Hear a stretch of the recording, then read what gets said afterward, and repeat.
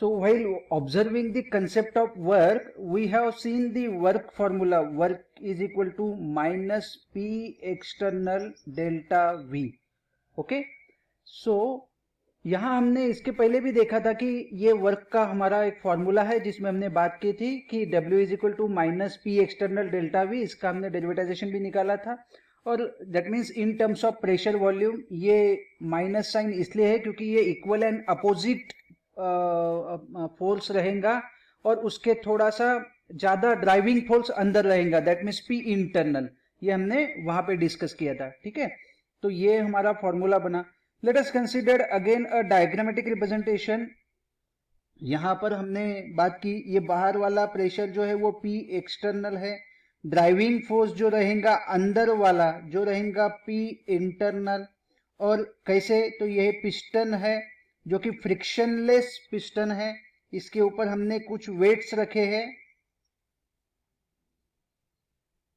और हम लोग अभी कंसेप्ट ऑफ मैक्सिमम वर्क को देखने जा रहे हैं. अब क्या होगा यहां पर कि जब मुझे वर्क करना है यानी सिस्टम वर्क ऑन सराउंडिंग, जब हम लोग ये वर्ड यूज कर रहे हैं system work on surrounding, so what we have to do, we have to increase, just allow me a minute. So हमें यही बात करना पड़ेगा कि मेरा P external infinite simile small होगा यहां से लेस देन P इंटरनल. इसका मतलब है कि ये जो P एक्सटर्नल है ये हल्का सा छोटा होगा P इंटरनल के सामने, तब जाके ये गैस एक्सपांड होगा यानी यहां पे ये वॉल्यूम बढ़ेगा और ये ऊपर जाएगा. जब ये ऊपर जाएगा पिस्टन, तब हम लोग बोलेंगे कि मेरे सिस्टम ने सराउंडिंग पे काम किया है. तो ये तो कंफर्म है कि हमें हल्का सा, अब ये करने के लिए मुझे क्या करना पड़ेगा, हम लोग यहां से ये छोटे छोटे वेट्स है इसमें से एक वेट उठा लेते हैं. If I am say removing a very small amount of weight, then हम लोग बोलेंगे कि हमने इनफाइनाइट सिमिली चेंज किया है, बहुत ही कम चेंज किया है, and now this is condition, new condition. तो गैस एक्सपांड होगा, गैस एक्सपांड होगा इसका मतलब उसका क्या होगा कि अभी पी इंटरनल जो है वो थोड़ा ज्यादा है. कब तक रहेगा, तो ये कब तक एक्सपांड होगा, ये एक्सपांड होगा अभी क्योंकि ये ज्यादा है. कब तक, तो वापस P external is equal to P internal नहीं होता है फिर से तब तक के. ठीक है, दैट मीन्स ये आपका इंटरनल प्रेशर जो है डिक्रीज होते जा रहा है, एट द सेम टाइम आपका वॉल्यूम जो है वो इंक्रीज होते जा रहा है. ठीक है, इंटरनल प्रेशर डिक्रीज और वॉल्यूम इंक्रीज होते जाए. अब क्या किया मैंने, फिर से और एक निकाला यहां से. ठीक है, अगर मैं फिर से और एक निकालता हूं यहां से, दैट मीन्स फिर से मेरा क्या होगा कि ये नई condition, this is first condition, now second condition, फिर से हम लोग बोलेंगे कि P external little bit smaller than P internal, और ये फिर से हम लोग आगे बढ़ते जाएंगे. लाइकवाइज हमारा काम होते जाएगा. ठीक है, तो अब यह यहां तक तो आपको समझ में आ गया. ठीक है, कि हम लोग सिस्टम हमारी सराउंडिंग पे काम कब करेंगी और कैसे करेंगी. At the same time we are discussing कि P एक्सटर्नल क्या है, इंटरनल क्या है, and we have seen the formula, ये हमने लिखा है W is equal to minus P external delta V. तो हम लोग ये फॉर्मूला के साथ, अब कैन आई से दैट कि ये जो P एक्सटर्नल है ये चेंज इन प्रेशर हम लोग बात कर सकते हैं. That means P minus P external is equal to delta P लिख सकता हूं मैं, है ना. तो P ये हम लोग लिख सकते हैं यहां पर. अब क्या हो गया यहां पर, change in pressure.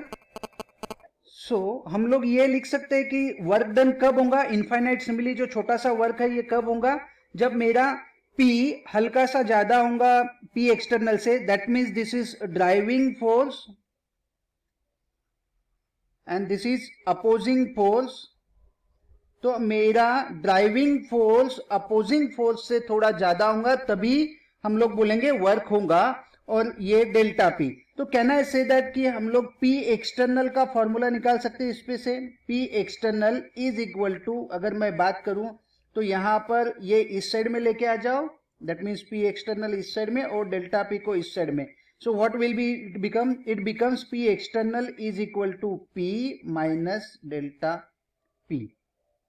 This is the equation. Can we put the values of this P external into above equation? Above वाला कौन सा? W is equal to minus P external into delta V. Yes, we can put the value over here. तो क्या बनेगा हमारा? W is equal to, है ना, हम लोग यहाँ पर P एक्सटर्नल की वैल्यूज लगा देते हैं, minus P delta P and this is delta V, है ना. अब ये तो क्लियर है आपके सामने कि आपको अगर W ज्यादा चाहिए, है ना, तो ये P में से कम अमाउंट आपकी निकलना चाहिए, है ना. सो डेल्टा P स्मॉलर, ये ध्यान में रखो, इस लाइन को अंडरलाइन करके रखना. Smaller the value of delta P, work maximum is the work. Maximum is the work. तो smaller the value of delta P, maximum is the work. ये हमारे पास ध्यान में रखने वाली चीज है. So can I अगर हम लोग इसको वापस आपको मैं किताब में दिखा दूं कि हम लोग कहाँ तक आए हैं. So we are on a concept of maximum work. We have seen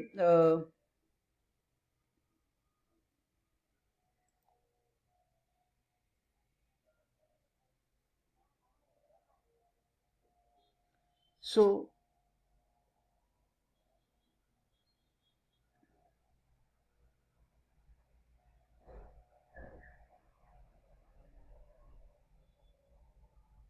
लिया कंसेप्ट ऑफ मैक्सिमम वर्क का हम लोग पॉइंट देख रहे थे. तो यहाँ पे हमने एक्सटर्नल फोर्स यानी डेल्टा P की वैल्यू निकाल ली और इससे आगे हम लोग अभी बढ़ रहे हैं और हम लोग यहाँ तक पहुंचे. W is equal to minus P delta P into W. Now moving toward the next,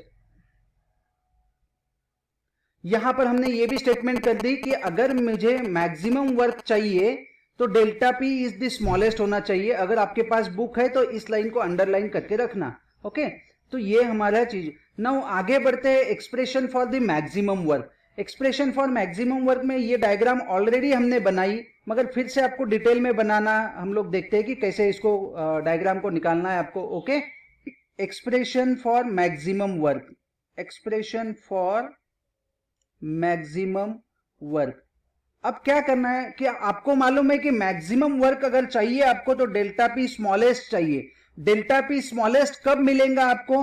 कि जब आपका P internal infinite simile greater होगा, ज्यादा नहीं, इनफाइनाइट सिमिली मतलब थोड़ा सा ही ग्रेटर होगा P एक्सटर्नल के साथ. और ये कब मिलेगा? तो आपको यह 1 2 3 and make it as a 4. तो हमने 4 लिया. कंसिडर करो मेरा सिस्टम अभी यहां पर है, फ्रिक्शनलेस पिस्टन, ये यहां पर, ये यहां. अब क्या हुआ, ये सिस्टम पहले यहां से ही, अब यहां से हल्की सी ऊपर गई. चेंज इन वॉल्यूम हम लोग बोलेंगे डीवी, सिर्फ स्मॉल चेंज इन. फिर से इसमें यहां, यानी ये ओरिजिनल पोजीशन थी, लेट अस कंसिडर ये इतना ही चेंज हुआ. अब यहां से यहां फिर से ओरिजिनल पोजीशन से हम लोग, मैं बात करूंगा, सिर्फ डीवी वॉल्यूम ही चेंज हुआ. और हम लोग यहां से अभी इस लेवल से यहां पहुंचे तो चेंज इन वॉल्यूम डीवी हुआ. अब ये है फर्स्ट और ये है फाइनल, ये है इनिशियल और ये है final state of the system. Total change in volume अगर मैं बात करूं तो V2 माइनस V1, और अगर एक एक स्टेप में मैं बात करूं तो ये small change in DV DV DV, और ऐसे स्मॉल चेंज इन वॉल्यूम होता गया. और कैसे होते गया वो, तो वो समझाने के लिए हमने यहाँ पे क्या रखे थे, बहुत सारे वेट्स रखे थे, है ना, इसके ऊपर, पिस्टन के ऊपर. और हर स्टेप में हमने क्या किया कि सिर्फ एक ही वेट, हल्का सा वेट निकालते गए. तो हल्का सा वेट निकालने की वजह से क्या हुआ, P internal is slightly greater, slightly या infinitesimally greater than P external. ये कंडीशन बनती गई. तो जैसे ही यहां से हमने छोटा सा वेट निकाला तो मेरा P इंटरनल ज्यादा हुआ और that means driving force is greater than the opposing force, और इस वजह से ये कंडीशन यहां पे आई, है ना. तो ये वाली सिस्टम मिली. यहां हमने क्या किया, इक्विलिब्रियम आने के बाद में हर वापस से एक छोटा सा वेट निकाला, फिर से हमने बोला कि P internal is slightly greater than P external, change in volume dV, और ये वाली कंडीशन मिली। फिर यहां आने के बाद में हमने यहां से छोटा सा वेट निकाला और ये वाली कंडीशन मिली। तो total change in volume from initial to final is V2 minus V1। और क्योंकि ये कंडीशन इतनी छोटे छोटे स्टेप में हम लोग कर रहे हैं, इसलिए हम लोग इसको बोलेंगे कि ये मैक्सिमम वर्क देने वाली है, क्योंकि हम लोग अभी बात कर रहे हैं मैक्सिमम वर्क के एक्सप्रेशन के लिए, है ना। तो ये कंडीशन मैक्सिमम वर्क आपको देने वाली कंडीशन है। तो यहां तक तो हम लोग पहुंचे। नाउ अब क्या करना है आपको, यही इक्वेशन हम लोग यहां पे लेके चलते हैं जो अभी हमने लिखा, W का इक्वेशन हम लोग लिख रहे हैं। लेट मी आप शो यू इन बुक कि हमने डायग्राम कैसे बनाई। This is the diagram. ये V1 था पहला वॉल्यूम, और यहां आने के बाद में वॉल्यूम V2 हो गया, और हर बार वॉल्यूम चेंज हुआ small in dV dV dV इसी से। ओके, तो हर बार वॉल्यूम चेंज होते गया थोड़े थोड़े अमाउंट से ही। तो यहां तक तो हम लोग आराम से पहुंच गए, यहां तक कि आपको किसी को कोई प्रॉब्लम नहीं होना चाहिए। ओके, वाला फॉर्मूला हमने देखा था, वो अभी नया वाला लिखा जो वो लिखते हैं हम लोग, -P माइनस डेल्टा P, और ब्रैकेट के अंदर हम लोग लिखेंगे डेल्टा V, है ना। ये P इंटरनल है जो कि small infinitesimally greater than the opposing, तो ये हमने लिखा, ठीक है। अब अगर मैं इसको सॉल्व करने की कोशिश करूं तो ये हम लोग ऐसे लिखे P delta V minus delta P delta V, क्योंकि ये बहुत ही कम अमाउंट है, बहुत ही कम, और एट द सेम टाइम उस कम अमाउंट से चेंज होने वाला जो वॉल्यूम है वो भी बहुत कम है। तो ये प्रोडक्ट जो है, can we take this product as zero, हम लोग कंसिडर करते हैं जीरो, क्योंकि अमाउंट बहुत ही छोटा रहेगा। Already 0.2 multiplied by 0.2 it goes into 0.04, है ना। तो इतनी छोटी अमाउंट है, so we can simply consider it at zero. So हम लोग W max का फॉर्मूला क्या बनाएंगे, W max is equal to minus P delta V।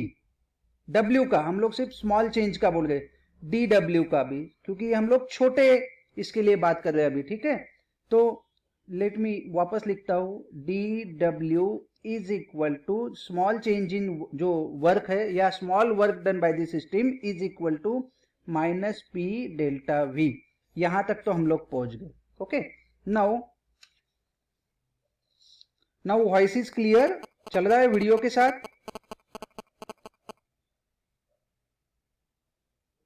नहीं सर, वैसे तो तक किया आपने, तो आपका वर्क आपने किया, दैट मीन्स हम लोग यहाँ DW, और कहां से कहां तक किया, तो आपने बोला कि सर इनिशियल स्टेज से लेके मैंने फाइनल स्टेज तक के किया, ठीक है, इनिशियल से फाइनल। और आपके सामने यहाँ पर हमने इक्वेशन लिखा था अभी, जो कि माइनस P डेल्टा V का इक्वेशन था, ठीक है, माइनस P डेल्टा V। इसको भी हम लोग इंटीग्रेट कर देते हैं। कहां से चेंज हुआ वॉल्यूम, वॉल्यूम चेंज हुआ V1 से लेके V2 तक के, ठीक है, वॉल्यूम चेंज हुआ V1 से लेके V2 तक के। अब यहाँ पे क्या चेंज है, आपको ये मालूम है ना कि हम लोग आइडियल गैस इक्वेशन यूज करते हैं। आइडियल गैस इक्वेशन क्या है हमारे पास, PV is equal to nRT। देखो ये आइडियल गैस इक्वेशन हम लोग बात करते हैं, तो आपको इस वाले क्वेश्चन जब भी आएंगे ना, इस पे के क्वेश्चन, तो आपको पूछा रहेगा an ideal gas change from this volume to this volume, तो ऐसा ही आपको क्वेश्चन बनेगा इसके ऊपर का, क्योंकि हम लोग आइडियल गैस। तो P is equal to nRT by V. Can we put this value over here? Yes, we can put this value over here. तो क्या हम लोग बोलेंगे, तो ये DW, इसको हम लोग इंटीग्रेट सॉल्व कर देते हैं, और इसको हम लोग बोलते हैं W max, maximum work done, is equal to, अब हम लोग यहाँ माइनस साइन रहने देते हैं, P की जगह हम लोग लगाते हैं nRT बाय यहाँ डेल्टा V बाय V, ये हमने लगा दी। अब n number of moles are constant, देखो पिस्टन लगा है तो नंबर ऑफ मोल्स चेंज होने वाले नहीं है। R is constant, gas constant, temperature of the system is constant, तो हम लोग ये सब चीजें बाहर निकाल सकते हैं। तो अल्टीमेट क्या इक्वेशन बनेगा, और वॉल्यूम कहां से चेंज हुआ, V1 से लेके V2 तक की, ठीक है। तो nRT बाहर निकाल लेते हैं, यहां हम लोग V1 से V2 करते हैं और dV बाय V, ये इक्वेशन बना। अब ये तो सिंपल इंटीग्रेशन वाला इक्वेशन बन गया आपका। That means W max is equal to minus nRT, हम लोग इसको लॉग फंक्शन में ले सकते हैं, है ना। तो सिंपल लॉग फंक्शन में या ln फंक्शन में ले सकते हैं। ln फंक्शन में ये ऐसे बनता है, ln में हम लोग इसको V2 बाय V1 लेते हैं। If you want to convert into log function then nRT log of V2 by V1। अगर आपको ये और डिटेल में लिखना है तो आप ऐसे भी लिख सकते हो, minus nRT log of V2 minus log of V1, ये ऐसे भी लिखा जा सकता है, या आपने ऐसे लिखा ये भी चलेगा, ये सबसे कन्वीनियंट वे है। मगर अभी भी हम लोग log टू द बेस 10 बात करते हैं, तो हमको इसको log to the base 10 convert करना है, तो हमें क्या करना पड़ेगा, माइनस 2.303, दैट मीन्स 2.303 हमने डाल दिया इसके अंदर, 2.303 nRT log to the base 10 V2 by V1. Now this is the equation for maximum work which you have to use in calculation. यही इक्वेशन आपको यूज करना पड़ेगा कैलकुलेशन में। अब क्या होता है कि इस इक्वेशन को थोड़ा सा मॉडिफाई करते हैं हम लोग, कैसे, P1 V1 is equal to P2 V2, मतलब V2 by V1 is equal to, हम लोग बात करेंगे P1 बाय P2। ये इक्वेशन आपको आया है 11th में जब हमने लॉस पढ़े, ठीक है। तो यहां पे क्या करेंगे हम लोग, W max is equal to minus 2.303 nRT log to the base 10 P1 by P2, ये इक्वेशन। तो दो इक्वेशन आपको आज जरूरी है, ये दोनों इक्वेशन आपके स्क्रीन के सामने है, तो ये दोनों इक्वेशन आपको बहुत ही अच्छी से करना है। हमने डेरिवेटाइजेशन देख लिया। The question may be asked in board exam for 3 marks. Give the concept of maximum work. Concept of maximum work देते वक्त आपको यही बात करना है कि W max के बारे में बात की जा रही है। You start with this, हम लोग रिपीट कर रहे हैं फिर से, you start with this formula, W is equal to minus P external delta V। एक डायग्राम बनेगी जिसमें आप बोलोगे P external is infinitesimally smaller than P internal, और P internal is infinitesimally greater than P external। Gas expand होगा, expand होने के बाद में कब तक, P external is equal to P internal नहीं होगा तब तक के, दैट मीन्स सिस्टम ने सराउंडिंग पे काम किया, ठीक है। वॉल्यूम इंक्रीज होगा और प्रेशर गैस का डिक्रीज होने वाला है। ये हमने फिर वहां पर से हमने P external की कीमत निकाली, P external is equal to P minus delta P, है ना। और ये स्मॉल चेंज इन प्रेशर है क्योंकि प्रेशर डिक्रीज हो रहा है ना। फिर हम लोगों ने यही कीमत आगे इक्वेशन में डालते गए और सॉल्व करते गए, और फिर ये एक्सप्रेशन फॉर मैक्सिमम वर्क हमने निकाला, जहां पे कि हमने dW is equal to minus P delta V यहां तक के आए। फिर हम लोग इसको सॉल्व करते वक्त स्मॉल चेंज इन वॉल्यूम के साथ हमने इसको डेरिवेटाइजेशन किया, and at last we are getting this equation. This is complete for maybe for 2 or 3 marks. So ये आपको रह सकता है, या तो ये क्वेश्चन हम लोग देखते हैं सीधा, यहां तक तो हम लोग पहुंच गए।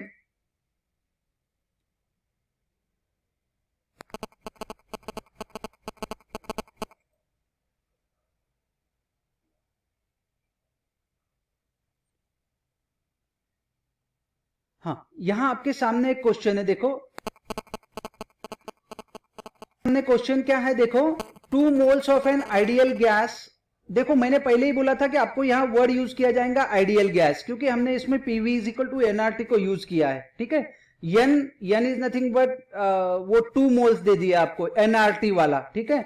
Expand isothermally and reversibly from 20 litre to 30 litre, मतलब V1 आपके पास है, V2 आपके पास है, आपको T दे दिया है 300 kelvin. Calculate the work done, simple इस फॉर्मूला में रखना है nRT log 10 V2 by V1। अगर हम लोग इसको लगा देते हैं तो आपको सिंपल वैल्यू रखना है, and you need to calculate n is equal to 2 mole, यहां आपको 300 केल्विन सब दे दिया है।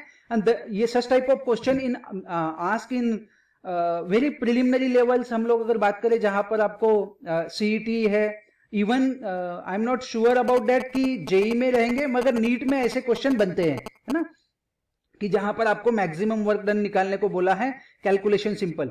अब इसको थोड़ा और टफ करने के लिए क्या करते हैं वो, ये नंबर ऑफ मोल्स दिए नहीं रहते, that means number of moles आपको कैलकुलेट करना पड़ेंगे, तो वो नीचे वाले एग्जाम्पल में आपको दिखेगा। देखो यहां पर, है ना, जहां पर हम लोग नीचे वाला एग्जाम्पल देखते हैं, एग्जाम्पल जहां पर हम बोलेंगे 22 ग्राम ऑफ CO2। अब CO2 का आपको मालूम है मॉलिक्यूलर वेट कितना है, CO2 का मॉल कार्बन 12 और ऑक्सीजन का 16 32, दैट मीन्स 44 इसका मॉलिक्यूलर वेट है।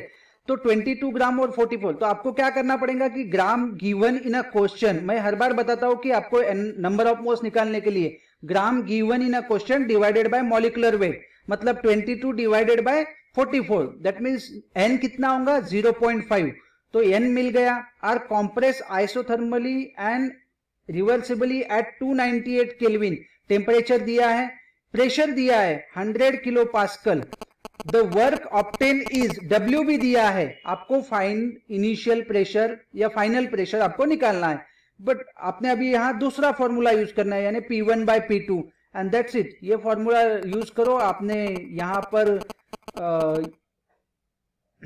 लोगों ने यहां पर ये कन्वर्जन भी किया है, दैट मीन्स W का, है ना, किलो जूल्स का दिया है, ये आपको पता होना चाहिए कि 1.2 किलो जूल्स का जूल्स में कितना करना है, तो दैट्स इट, ये सिंपल है, जूल्स में हम लोग कर सकते हैं क्योंकि हमें प्रेशर के साथ उसको मैच करना है। अभी यहां हम लोगों ने कन्वर्जन कर दिए और उसके आगे बढ़ने के बाद यहां फाइनल आंसर निकलेगा।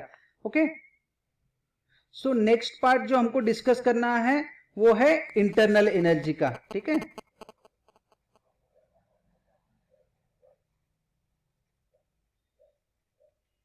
अब इंटरनल एनर्जी का मतलब क्या है कि हर system, every system associated with energy and that energy, that sort of energy is, अब वो किस भी फॉर्म में हो सकती है, that means potential energy, kinetic energy, और both potential and kinetic. So this energy which is associated with this system is to be called internal energy and it is denoted by U. It is denoted by U. अब ये अगर एक system है जिसकी internal energy U है, ये system यहां से हमने यहां कन्वर्ट की जिसकी इंटरनल एनर्जी U, ये U1 है, ये U2 है। नाउ अब यही सिस्टम यहां से यहां लेके आए तो आपको मालूम है change in internal energy delta U is equal to U2 minus U1, ठीक है। अब आप बोल सकते हो कि सर इस वे से भी ला सकते हैं, इस वे से भी ला सकते हैं, या और यहां से सीधा ऐसे भी जा सकते है ना, तो दैट मीन्स सिस्टम को इस स्टेट से लेके इस स्टेट तक के कन्वर्ट करने के लिए आपको नंबर ऑफ वेज है, और उस टाइम की इनिशियल टाइम की इंटरनल एनर्जी U1 और फाइनल टाइम की U2, it doesn't depend on the path, that means U is what? U is state function. U is state function. It is not depend on the path. It is not depend on the path. So that's why delta, U is nothing but internal energy. Internal energy is nothing but state function. तो यहां तक हम लोग पहुंचे, तो U1 और U2 हमने समझा दिया।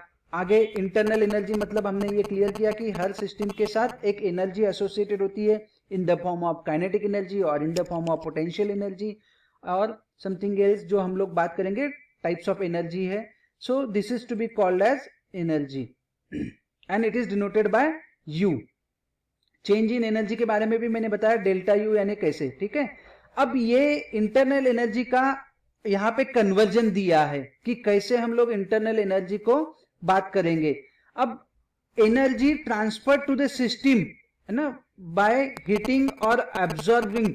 तो यहां पर आप आगे बढ़ोगे तो आपको एक अगला वाला पार्ट मिलेगा आपके बुक में कि अगर मैं हीट यानी Q ट्रांसफर कर रहे हैं, ठीक है, किसको, सिस्टम को, ठीक है, प्लस W यानी वर्क सिस्टम पर हो रहा है, सिस्टम वर्क ऑन सिस्टम, तो हम लोग क्या बोलेंगे, एक तो हीट भी दी और W भी दिया, तो Q प्लस W ये ऐड हो रहा है आपके सिस्टम में, तो क्या बढ़ने वाला है यहां पर, सिस्टम की इंटरनल एनर्जी इंक्रीज होने वाली है, सिस्टम की इंटरनल एनर्जी इंक्रीज होने वाले। क्यों? क्योंकि आपने हीट भी ट्रांसफर की and work on the system भी हो रहा है। ठीक है, नाउ क्यू यानी हीट ट्रांसफर के बजाय अगर मैं वर्ड यूज करूं एब्सॉर्ब, एब्सॉर्ब, यहां एब्सॉर्ब लिखो, है ना, heat absorb to the system, है ना, हीट एब्सॉर्ब की सिस्टम ने। एंड यहां हम लोग बात करेंगे work done by the system. ठीक है, तो इंटरनल एनर्जी क्या होगा? तो Q तो हो गया Q माइनस डब्ल्यू, है ना, तो ये इंटरनल एनर्जी रहेंगी। अब कभी कभी ये भी हो सकता है कि Q that means the value of this answer may be positive और मे बी नेगेटिव। ठीक है, तो ये हम लोग बात करेंगे Q एब्सॉर्ब होने के बाद में वर्क। नाउ अब मैं बात कर रहा हूं कि Q heat release by the system, और यहां पर हम लोग बात करेंगे वर्क डन, हम लोग बात कर रहे हैं यहां पर हीट एब्सॉर्ब किया, work done by the system, जैसे ऊपर लिखा है हमने ये work done by the system. तो क्या होगा? हीट रिलीज हुई और वर्क डन भी हुआ, तो minus Q minus W, entire answer ये माइनस में आएगा आपका। तो यहां पर उसी वे में अब एक एग्जांपल दिया है आपके बुक में, उस स्टेटमेंट के साथ चलते हैं हम लोग। ये वाली स्टेटमेंट देखो आप। ओके, ये स्टेटमेंट क्या बता रही है आपको? देखो 30 kilo joule of heat supplied to the system, that means ये ऐड हुआ इंटरनल एनर्जी में। तो हम लोग क्या बोलेंगे? डेल्टा यू जो है यानी ये प्लस 30 हो जाएगा क्योंकि ये ऐड हुआ सिस्टम में। Now if 20 kilo joule of work is done on the system, अगर ये इतने एनर्जी का काम सिस्टम पे हुआ तो इसका मतलब ये भी सिस्टम में ऐड हुआ। ठीक है, now suppose a system is release 10 kilo joule of heat and perform 15 kilo joule of work, that means system ने एनर्जी भी रिलीज की, at the same time system ने 15 किलो जूल ऑफ वर्क भी perform किया surrounding पे। तो this is nothing but what we are going to say, this is delta U is in minus 25 kilo joule. तो minus W minus Q, heat is release as well as system done the work on surrounding, ये वाली statement है ये। ठीक है, सो ये minus 25 kilo joules, तो ये आपको ध्यान में रखना है। नाउ अब हम लोग यहां आते हैं फर्स्ट लॉ ऑफ थर्मोडायनेमिक्स। बहुत ही सिंपल वे में समझाया है first law of thermodynamics.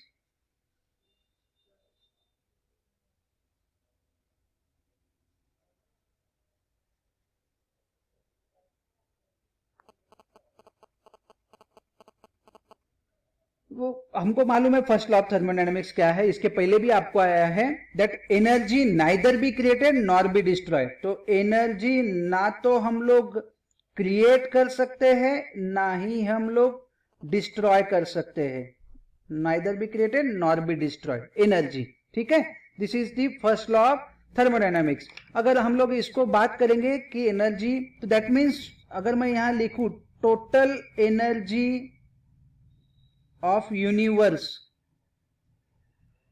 is always constant, है ना, total energy of the universe is always constant, है ना। तो ये भी हम लोग बात कर सकते हैं। या अगर मुझे बात करना है कि ये सिस्टम आइसोलेटेड सिस्टम है, ये सिस्टम आइसोलेटेड सिस्टम है। आइसोलेटेड मैंने बताया था आपको कि ना तो हीट बाहर जाएंगी ना ही मटेरियल बाहर जाएगा, ना ही बाहर से हीट अंदर आएंगी ना ही मटेरियल अंदर आएगा। तो दिस इज आइसोलेटेड, याद करो open system, close system and isolated system. So ये आइसोलेटेड सिस्टम अगर मैं बात करूं आपको यहां पर, सो ये भी हम लोग बात करेंगे इस आइसोलेटेड सिस्टम की energy always constant, energy always constant. तो आइसोलेटेड सिस्टम की एनर्जी ऑलवेज कांस्टेंट रहेंगी। तो दिस इज दी स्टेटमेंट, यहां पर हम लोग बात करेंगे एनर्जी ऑलवेज कांस्टेंट। तो आप वापस बुक में देखो फर्स्ट लॉ ऑफ थर्मोडायनामिक्स, ये बोल रहे हैं कि is simply conversion of energy according to this law the total energy of this system and surrounding remains constant, है ना। दैट मीन्स हम लोग बात करेंगे कि energy can neither be created nor be destroyed, total energy of the system and surrounding is remains constant.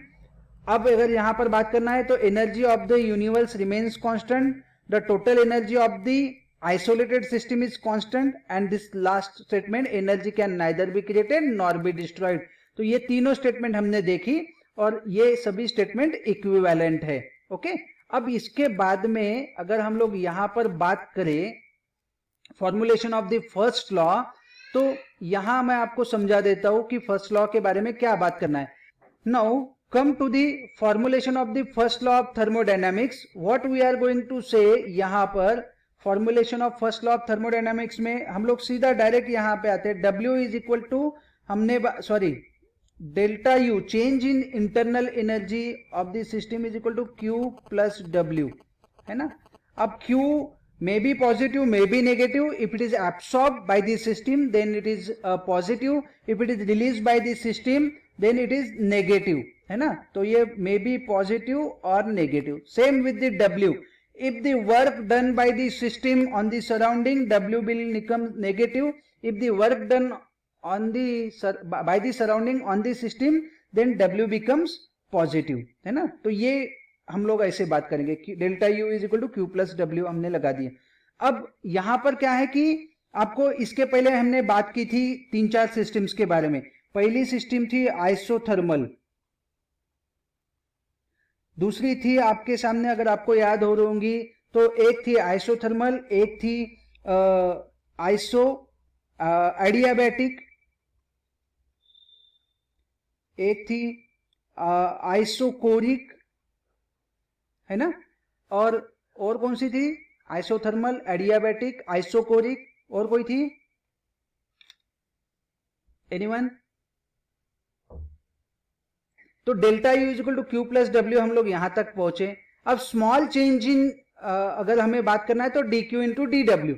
Now in isothermal, अगर मैं isothermal process के बारे में बात करूं तो वहां पर ना तो टेम्परेचर हम लोग बात करेंगे दैट गेन होगा या लॉस होगा. Temperature throughout system constant रहेगा. That means temperature is constant, then delta U is equal to zero. Delta U is equal to 0. If the temperature of the system throughout system is constant, then the change in internal energy of the system delta U is equal to 0. At that time you just put the value in equation, that is for isothermal delta U is equal to 0. You can put the value over here. So 0 is equal to Q plus W. That means Q is equal to minus W or vice versa. W is equal to minus Q. At that time you can say for isothermal. So this is the आपको ऐसे ध्यान में रखना है कि isothermal के लिए internal energy 0, तो आपको Q is that means heat what ever the heat absorb. इसका मीनिंग क्या होता है ये मैं समझा देता हूं कि ये सिस्टम है, ठीक है. ये सिस्टम में समझ के चलो टेम्परेचर इसका 30 डिग्री सेल्सियस है, ठीक है. तो ये through out the system the temperature become 30 degree Celsius. इससे ये चेंज होने वाला नहीं है क्योंकि आइसोथर्मल है. तो अब क्या हुआ कि अगर यहां पर हल्का सा क्यू दिया हमने इसको, है ना, हीट एब्सॉर्ब, लेट्स से कि मैंने 10 डिग्री सेल्सियस की हीट इसको देने की कोशिश की, तो इसने तुरंत Q एब्सॉर्ब किया. Q is equal to positive. तुरंत सिस्टम ने काम कर दिया सराउंडिंग पे. कितना काम किया? तो W. तो जब सिस्टम सराउंडिंग पे काम करती है तो माइनस W होता है, तो ये इक्वल होता है बिल्कुल. तो सिस्टम ने काम कर दिया उतना और टेम्परेचर उतना ही रखा.